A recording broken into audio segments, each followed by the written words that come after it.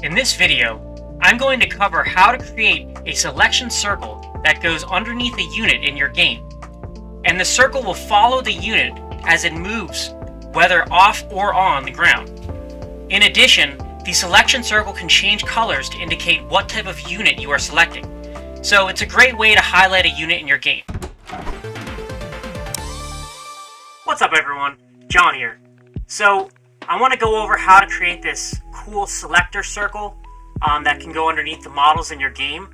And there are two ways we can do this. We can do using a light for like a spotlight, or we can use a world space canvas and use an image that goes on sort of the bottom of the unit. And I'm going to go over the advantages of both and then the disadvantages as well. So let's dive right in. Alright, so we're going to start off with creating a world space canvas. So to do that, we're going to make a prefab. So I'm going to right click in the scene, go to UI, and then go to image. And this will be our, so I'm going to rename this to Selector Circle. And this will be our prefab. And then in the image, we're going to be using this selection circle image, this sprite. Now you can download this. I have a link in the description below. All I ask is for your email address, but it is free to download, and I promise I won't spam you. So anyway, I made this selection circle, and it's white, so we can change the color to anything we want. We'll drag that onto this image right here, and then you can drag what you just made to one of these folders in your scene, and then that'll go ahead and make the prefab that we're going to use. For the spotlight solution, I'm going to make a prefab for that as well. So to do that, I'm going to right click in my scene, go to light, and then spotlight. And then we're going to do a similar thing where we're going to drag on that selection circle image. So I'm going to look for it in this, for the cookie texture. So we're going to select the cookie, and I'm going to look for that image that I had before, the selection circle image. We're going to use that, and then I'm going to make this 6, and I'm going to leave the spot angle for 30, and we can always adjust it. And this culling mask will be changed to the ground layer, but I'm not going to worry about that right now. The only other thing we're going to do is we're going to change this to 3. And then you can rename this to Selector Spotlight, and then drag this onto one of your folders as well. So now you'll have a Selector Circle prefab and a Selector Spotlight prefab. Okay, so we're going to start off with creating a base selector class, and then we're going to make a selector, a spotlight, and a selector circle that inherits from this base class. So we want to create these variables that we're going to use. So the first one will be a Y offset. Then we're going to make a minimum scale.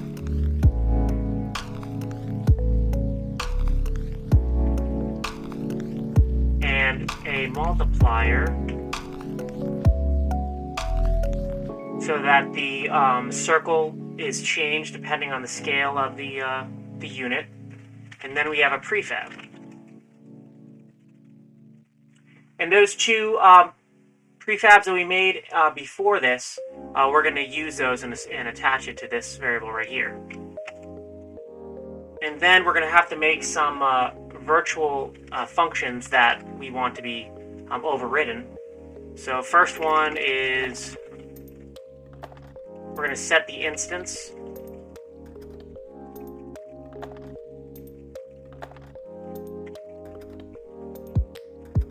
Okay.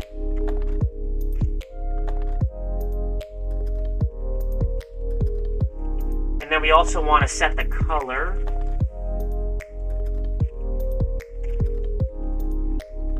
So what this will do is, depending on the tag of the unit, will dictate the color. So it could be like red, yellow, or green, or something like that.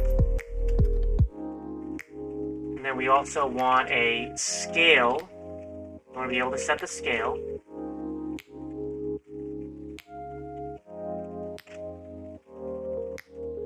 and set the position.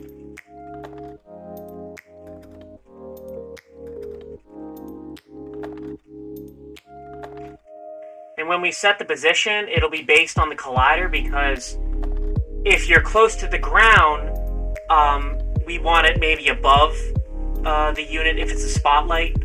But if it's like the image or using the world space canvas, we want it like right below the unit. So I'll go over that as we go over functionality. So, and then after set position, we want to also enable this.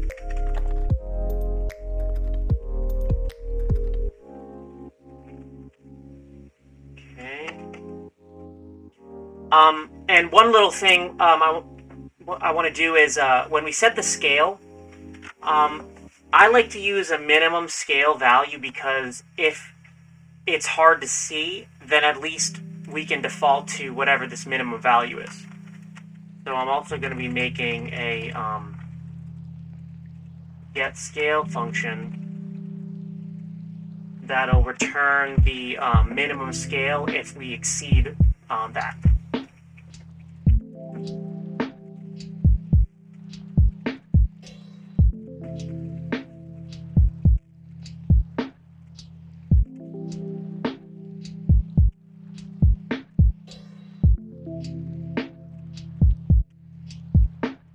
So we'll never be below this value.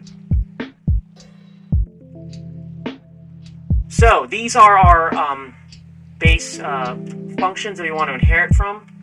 We also need to create the prefab when we activate the scene. So we're going to put that in the await function.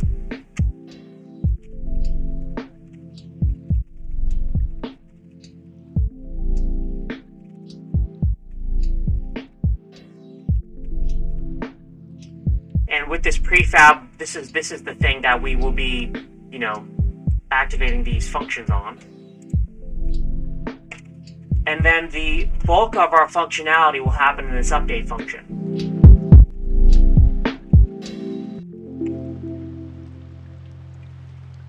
So we want the selector to be based on the mouse click, and it'll be based on, it's going to use a raycast, and it's going to use a ground layer. So it'll ignore everything but like the ground, because what I want to do is I want to cast down, and I want to make sure that the selection circle is always like at the bottom where the ground is. So one of the things we also need to add up here is a ground layer. So I'm just going to call this ground. So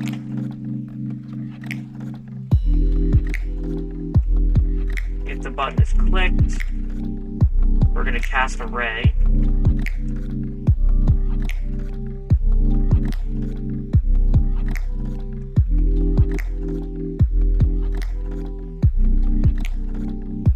And it'll be based on the mouse position.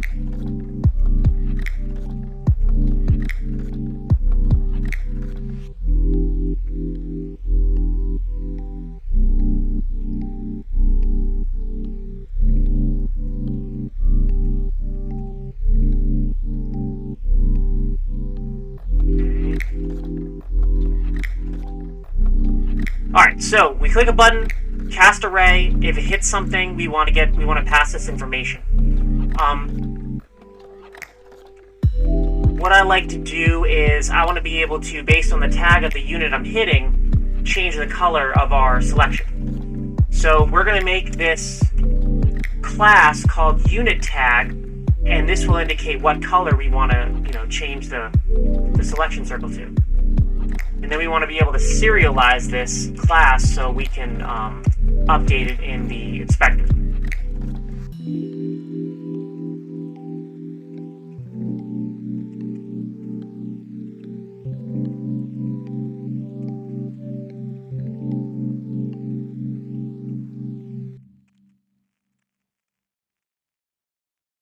So we're going to have a list of unit tags.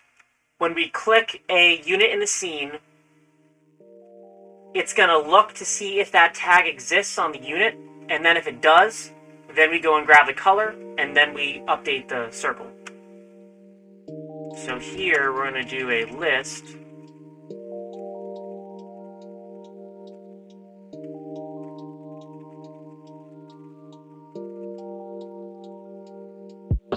Alright. And now we can do a comparison.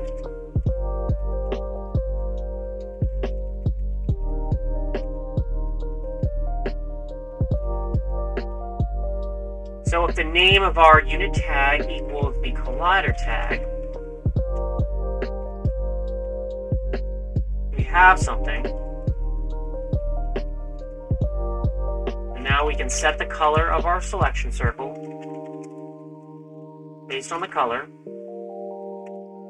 Then we're going to set the scale based on the bounds of the collider. And I'm always just going to use the x value, so it's always the same. And then multiply by the scale multiplier. Then we want to set the position to the collider. And then we want to turn the selection circle on. Otherwise, we'll turn it off. So like if you click a unit, it'll activate the selection circle. When you click the ground or, somewhere outside of that unit, it'll basically turn it off. So this is our base script, and now we're going to make a selection spotlight and a selection circle class that will inherit from this, and then we'll go over functionality as we write it out. So we're going to do this, inherit from selector, and then we're going to go ahead and start creating, those overridden functions. So with this selector circle, we're going to need access to an image.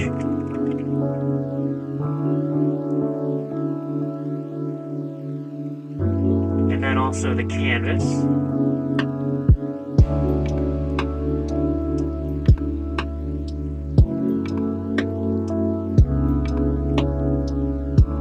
And now we're going to start overriding those variables that we wrote in the selector class.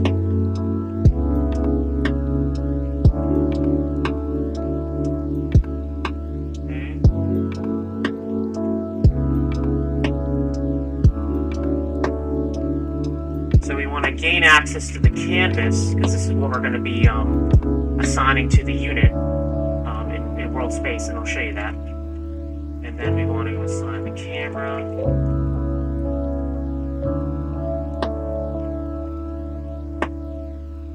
And the image source is going to be that little image that appears under the unit. So we want to gain access to that. And then by default, we're going to turn this off. We also want to make sure that we have access to setting the color. And you're going to change the color of that image source we just assigned. And then now we want to set the scale.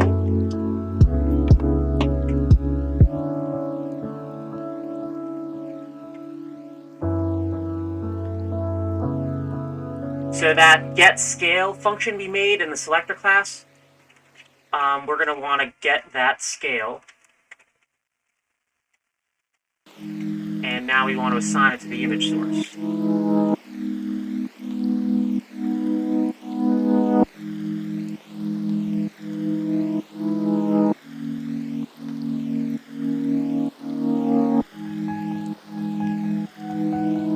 And then we have two more functions we want to write.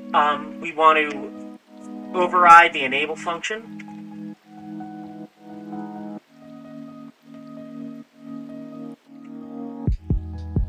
And then we also want to set the position.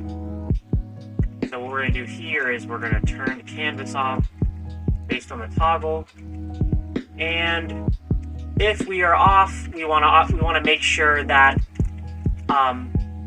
because when we're clicking a unit, we're setting the parent to that unit. So we want to set the parent to null when it's off, so that way it's somewhere in the world and it's not being dragged around the unit.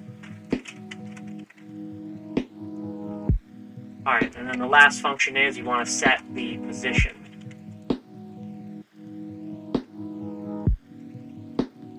And with this one, what we're doing is we parent the image component to the unit, and then we cast down and hit the ground. And based on where we hit the ground, we want that image to be like right underneath the unit. But the reason we're using the ground is because if you have a flying unit, you want that little selection circle to be like on the ground and right below it.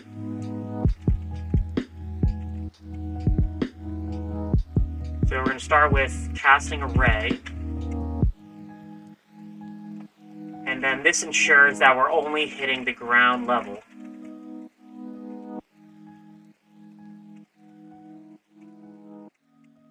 And right now I set the layer to ground, but it could be anything that you want,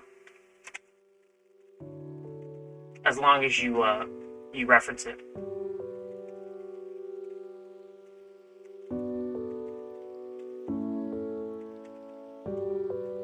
So we're casting array from the collider or the unit that we just clicked, and then we're casting down.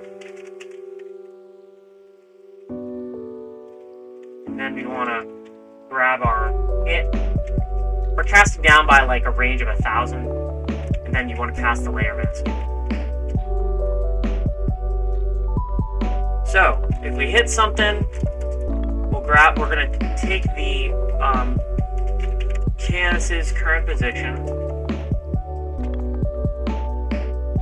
and we want to make sure that the Y value is based on the point of contact, or the ground point, plus that little Y offset that we had earlier.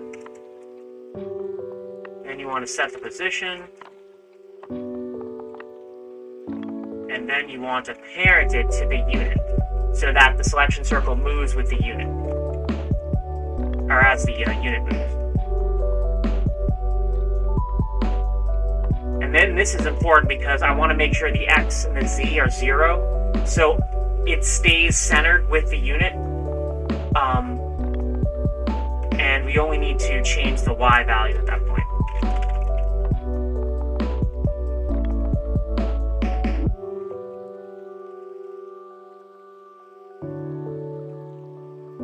Set the position, put the position back, and then that's it for the selection circle. So to set up the image selector, what we want to do is add a component to the main camera, and it'll be the selector circle script we made. And then one of the things you'll see is that this list of unit tags is empty. So this could really be any thing you want to tag your units for. I have 3 in mind: hostile, friendly, and neutral. But it's completely up to you. Just make sure that every tag that you make down here in the list, that we make sure that we add the tag here. So you'll see I have hostile, neutral, and friendly. So I've already added those tags. And then here, what you could do is just use the same name. So friendly. And then when it's selected, I'm going to make this one green. And this one, we're going to call it hostile. And we'll make this one like a red or something. And then the last one, we'll use neutral. And I'm going to just make this sort of like some kind of yellow. So we have our 3 unit tags. Make sure that the the ground layer is what you want your ground to be. So mine is just called ground, but you'll notice this terrain that I'm currently using, that ground layer, I just created a new layer and called it ground. And then that's basically what I'm using here in the selector circle script itself. And then what you want to do is have some sort of a Y offset. I'm just doing like 0.1. And then right here, the minimum scale I'll probably leave as like 2. And then the scale multiplier, I'm just going to do 1.5. And then we need to find our prefabs, where you put the selector circle and the selector spotlight. So drag on that new prefab here. So you have an offset, scale, multiplier, prefab, layer, and then the 3 tags. One thing you'll probably want to create is a unit to use. So I'm just going to start with a cube, and I'm just going to call it unit, and I'm going to drag it like this. We're going to tag it, hostile, and then when I select it, you'll see this little red image appear underneath it. And you'll see at the very beginning of the scene, when it's on awake, it creates the prefab. So right now it's turned off. So I select this unit, and you'll see this little, prefab. You'll see this little circle image appearing. If I select outside, it turns off. And then just to show you what the different tags do, if I change this to say neutral and select it, now it's yellow. Change it to friendly, select it again, and now it's green. And so right now, it's actually at the very bottom of the unit. So if I move the unit up, so I'm going to move this unit up a little bit. Let's do it like this.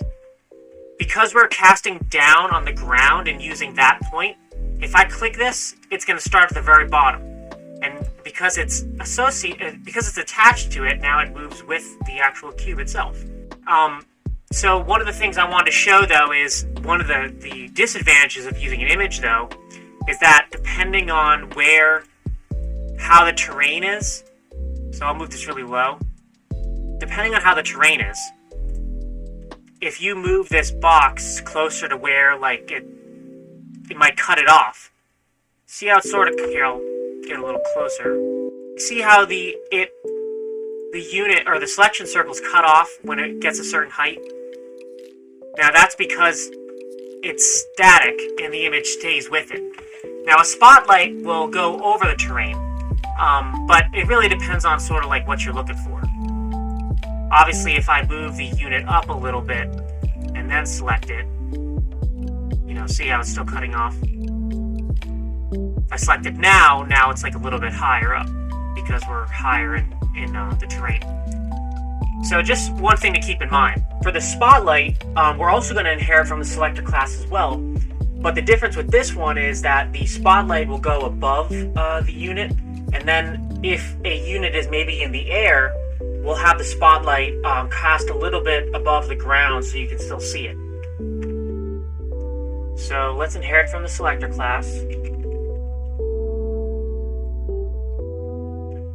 And then we're going to use a multiplier, because based on the scale of the unit, the light might need to be a little larger so you can see it better.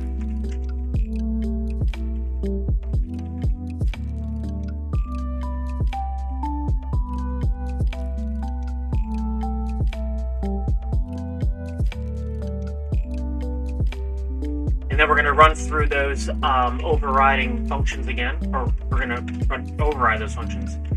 So we'll do set instance, and in this case, we're actually going to reference the light source instead. And the light source, we only want to shine the light on the ground. So we're going to apply the culling, we're going to update the culling mask so that it only looks at the ground mask.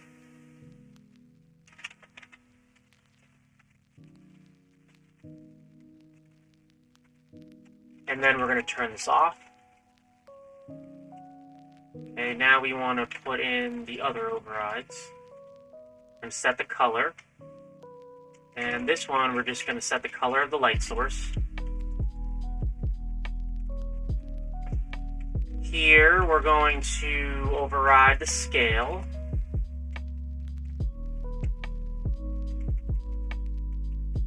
And instead of updating the actual local scale like we did with the image, we're updating the spot angle of the light source, which basically makes it, the angle a little larger and smaller.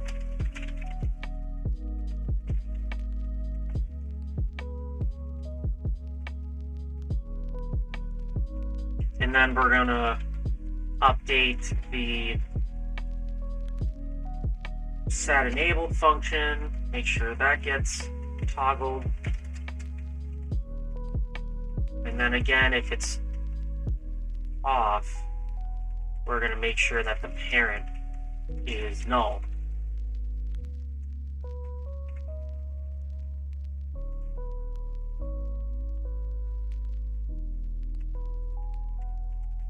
And then last override function is the we want to set the position based on the collider. So again, this is going to be a little different. So if the if the unit itself is really close to the ground, we're going to use the height of the collider, and then the spotlight's going to be right above the unit. If the unit is maybe like floating in the air somewhere, then we're going to cast that ray, and it's going to be closer to the ground.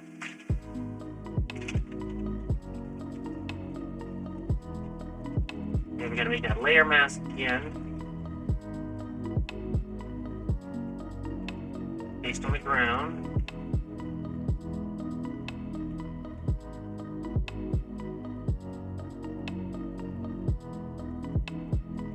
So it's going to be very similar to the other ray cast. Then we want to out the hit, do 1000 as the distance, and then we apply the layer mask.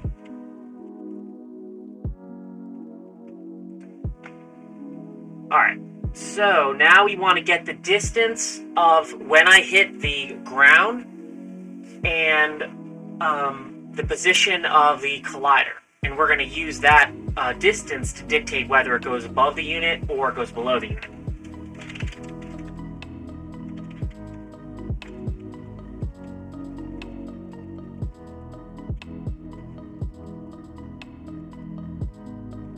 Okay, then we're going to apply. The range will basically be how long the spotlight is projecting its light source. So it could be really short, or it could go really far down. And we're going to base this on the size of the collider and multiply it by that range indicator up above. So the larger the unit, the farther down the spotlight will go, so we can see it. And now we're going to be applying the position.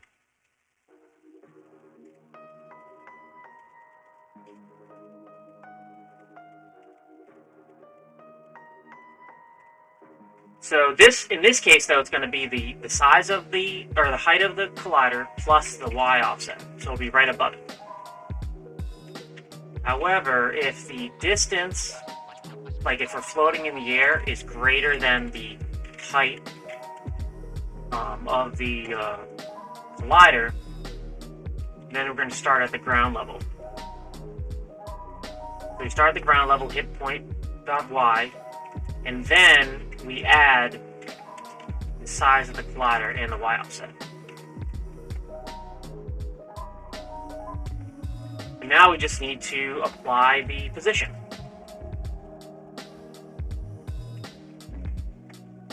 And then set the parent to the collider we just clicked. And then again, we want to make sure that the X and Z is 0 so that the spotlight is centered to the unit.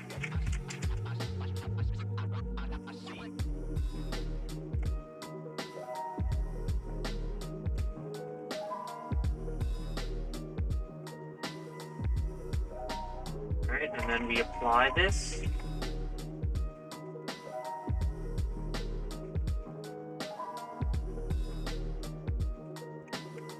Okay, and that's it. So let's go ahead and test our spotlight and see what it looks like.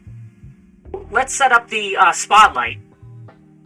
So I'm going to add a component to the main camera, and we're going to look for that selector spotlight script that I created.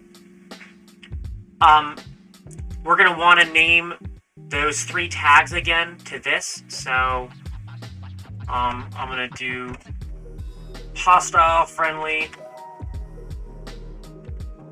and neutral.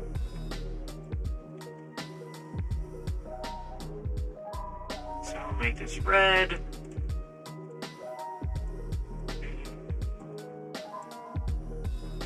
Then make sure the alpha is greater than 0. And then the neutral.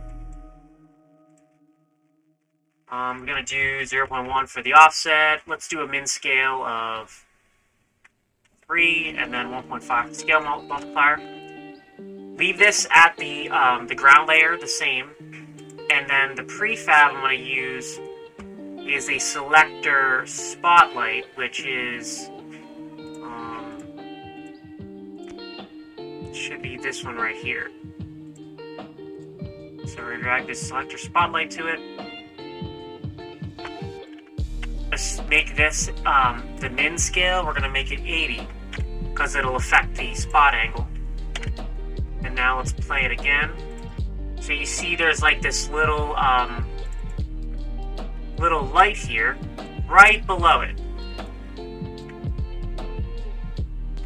And if I select off, it turns it off. If I change the unit to say neutral when I select it, it's more of a yellow. And then again, friendly will be green. And it's right here. One thing to note is when I move the unit closer to the ground and I select it, the spotlight's going to be right above, so you can see it a little bit. Now I'm going to move the unit up. And one thing I wanted to mention too, change the scale, and then the scale should also dictate where the spotlight goes as well. So I select it, and it's a little bit bigger because of the unit. And the thing with spotlight versus the image is when I move this cube, notice that it moves with the terrain. So it's a little, it kind of goes with contours of the terrain. So that's the one advantage of it. But it might be harder to see depending on, the size of the model, things like that. Definitely maybe want to play around with the values to get it to where you want it. But yeah, that's the spotlight. And so let me just show you really quick. If I move this up, really high up, select it, notice the spotlight is just a little bit below it. And it'll take in consideration the distance and the size.